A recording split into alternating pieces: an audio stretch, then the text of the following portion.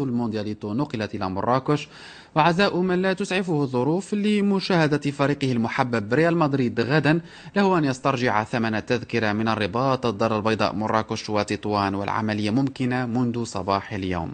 ريبورتاج إبراهيم مطار وعلاء الدين الحميني.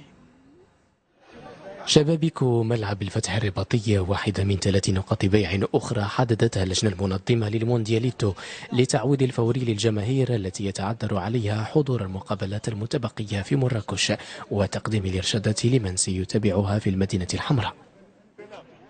احنا كنا نتمنوا انه يبقى الماتش في الرباط، ولكن احنا الخدمه وكذا ما يمكنش طلع حتى لمراكش و7:30 الماتش ومعيشه ترجع وخدام لغدا في الصباح.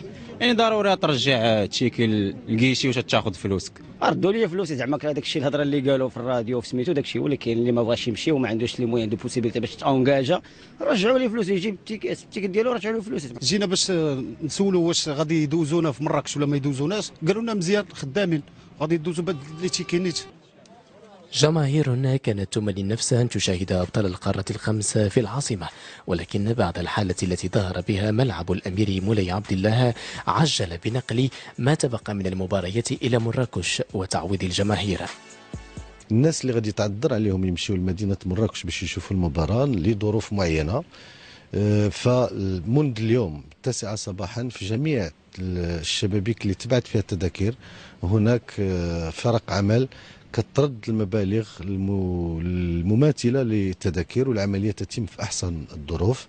صور تناقلتها عشرة القنوات العالمية بشكل مباشر. شهد العالم ملعبا رصد لترميمه ميزانية ناهزت 22 مليار سنتيم تحول إلى براك مائية وإلى مادة دسمة للسخرية.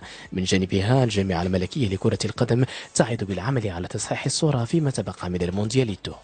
رغم الانعكاسات نتاعو السلبيه، فاللي مطلوب منا اليوم كلجنه تنظيم وكجمهور وكمسؤولين في البلاد اننا نقلصوا ونحيدوا هذه الصوره وهذه الانعكاسات ونخليوا الطابع الايجابي اللي بدينا به الدوره اننا نمشيو فيه الى النهايه ان شاء الله، وهذا هو اللي غادي يكون. ترجع الاحتفاليه من جديد غدا للملعب الكبير بمدينه مراكش وغادي تستمر الى يوم السبت.